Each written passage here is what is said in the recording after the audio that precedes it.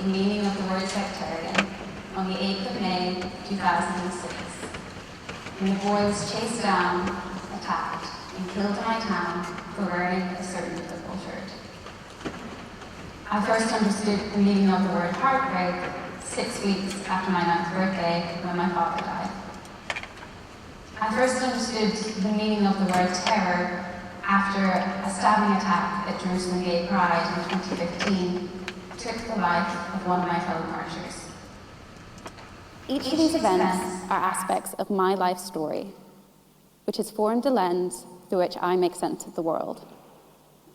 So although each of these individual words, sectarian, heartbreak, terror, are used every day from political discourse to casual conversation, they are also key aspects of my identity. And you see, stories are incredibly important to us as humans.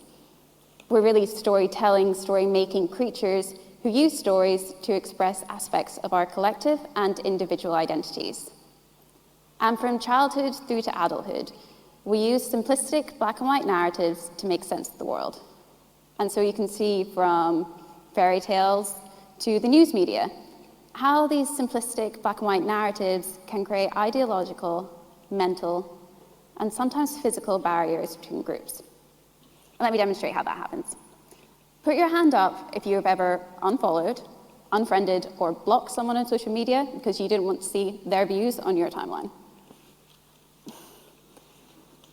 A lot of us have done it, and we're not the only ones.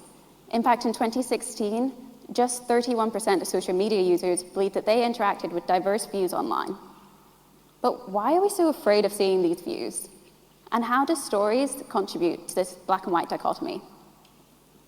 The truth of the matter is that the way we perceive the world isn't based on rational dictionary definitions of terms like we might like to think they are.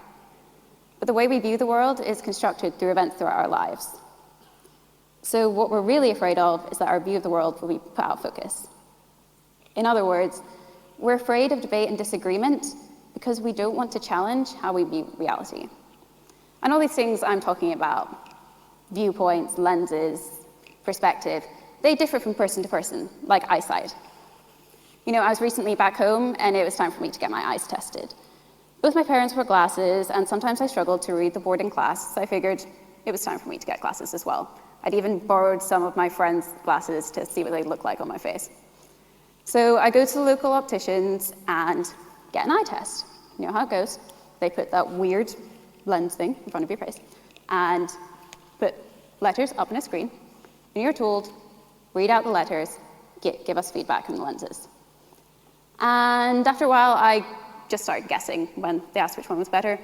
I just got so used to having a lens in front of my eyes, altering what I was seeing and obstructing my view, that I couldn't tell what was clear and unclear when it came to reading the letters off the board. So the test ends, the optician takes me aside, and he looks me directly in the eye, because that's his job, and he declared that I was, this is no word of a lie, direct quote, boringly healthy. He said the entire eye test was a waste of his time and my time, as I was the most boring patient he'd seen in quite a while. My eyes are fine.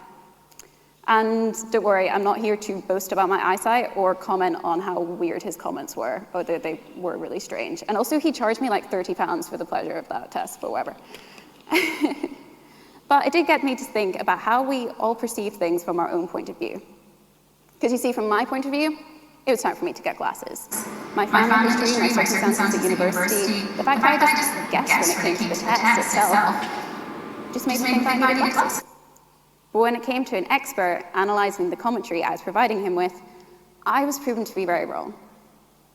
And so I got to thinking, what else have I perceived to be wrong in my own life according to the lens I have in front of my eyes? And you see, I study religious studies here at Edinburgh. And something that I've always found fascinating is how over so many years, so many different people can come to the same piece of scripture and interpret it in completely different ways. And now, don't worry, I'm not going to preach. That is 100% not my job. But when you study religion, you do encounter some incredible stories. For example, the story of Jacob and Esau, the grandsons of Abraham, the patriarch of Islam, Judaism, and Christianity. Now, the story of these two brothers, Jacob and Esau, is complex, and it continues to be studied today as a framework of peace building and reconciliation. But for the purpose of this talk, what you need to know is these two brothers fall out and eventually reunite, reconcile, embrace, and weep. Beautiful story of brotherly love, right? Except in this one interpretation I came across, which was written by a 3rd century Jewish sage. So he wrote, the brothers fell out, and they did reunite. But when it came to the whole reconciliation thing, what happened was Esau's neck turned to marble when Jacob tried to kiss him, and so Jacob's teeth were shattered on his neck.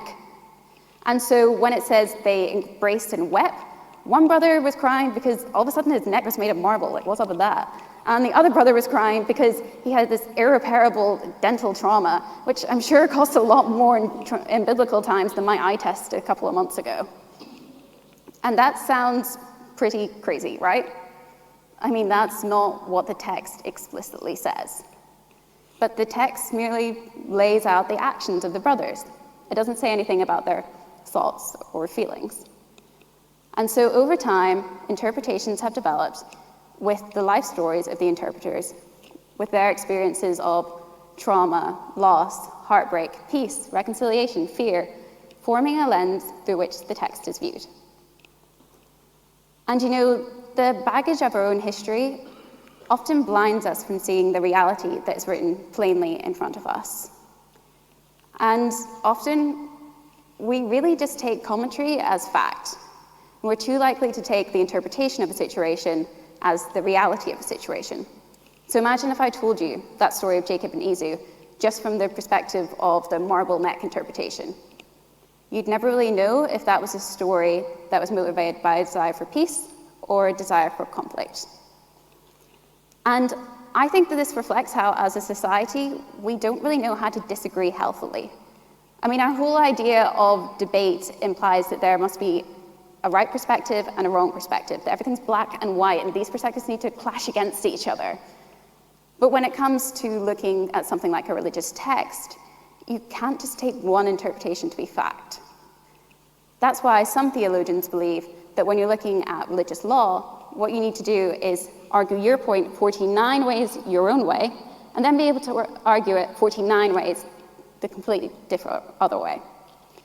And that way you promote a culture of healthy disagreement, because yes, you're still arguing your point, but you're also maintaining respect and curiosity for the opposing view. And so I was recently on Facebook and I came across this status from a friend who lives in the Middle East.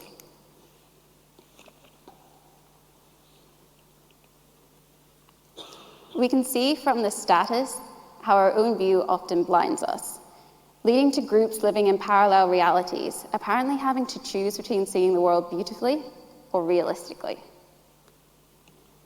But I think if we created some kind of culture of healthy disagreement, we don't have to choose between these two perspectives.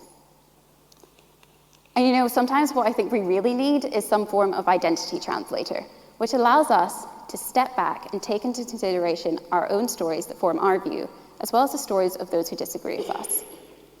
And I want to share a story with you today of how I ended up doing this in my own life.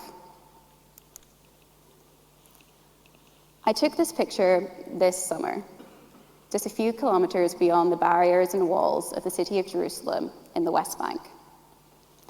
In this picture, I'm sitting with a Palestinian family, and you can see the woman harvesting sage leaves for tea against the glow of an Israeli settlement. Black and white, right? I was taken here by a mutual friend, and actually it's the guy who wrote the Facebook status that I showed you earlier. We were driving around conducting interviews when his friends, this Palestinian family, stopped the car and insisted that we join them. We sat and we drank Arabic coffee and we laughed and we shared stories. They expertly navigated between Arabic, Hebrew, and English and made fun of me for only speaking English. And as hard as I tried, they did not understand that in my 14 years of education in Northern Ireland, Arabic and Hebrew did not make it on the curriculum. And together we set to work, or at least tried to. A Palestinian family confined to the West Bank, an Israeli settler, originally from Minnesota, a Northern Irish girl who sometimes lives in Edinburgh. We set to work together to try and get a permit so that one of the Palestinian men could visit a friend in an Israeli hospital. And you see, in theory, this evening shouldn't have happened. And to be completely honest with you, my life would be so much easier if I didn't know this had happened. If I just continued to see the situation in Jerusalem as black and white, aligning my views with the accepted narrative that one side is right and the other is wrong. And honestly, before this experience, I did see the situation in Jerusalem as black and white. I was completely unaware of the lens I had before my eyes, completely unaware of my own internal bias. But it took being vulnerable, admitting my ignorance, and traveling both physically and mentally to challenge myself that enabled me to see why we see things from such different points of view, and also why this isn't always necessarily a bad thing.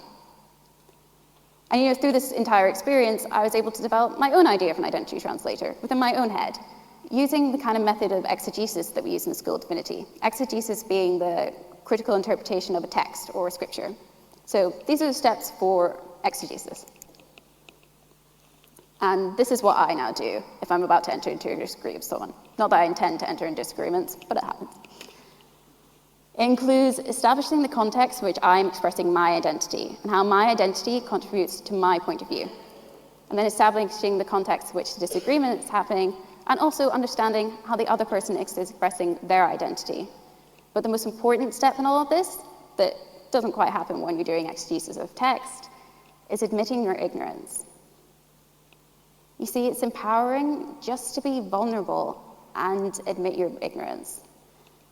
And through all of this, I've been able to apply this kind of method to different aspects of my life, not by going through a step-by-step method of exegesis, but simply by admitting, I'm sorry, I simply don't know enough to have formed an opinion on this. But that's okay, because I want you to tell me. And through this, I don't do it so that I can agree with everyone, but so that I can try as hard as possible to take everyone's opinion and point of view into consideration. And I know you might think that I sound really idealistic here, but honestly, I don't think I do. Because I know that clashing and disagreements and debates, they're products of human interaction, and they will always exist. I know that developing your own idea of identity translation, it's not going to change the world. I know that I'll never really be able to smash the lenses that I have in front of my eyes. And I know that my own definitions of sectarianism, heartbreak, and terror, they may never change. But I hope that if we took the time to understand our own stories, as well as the stories of those who disagree with us, that we'd be able to create, or begin to create, a culture of healthy disagreement.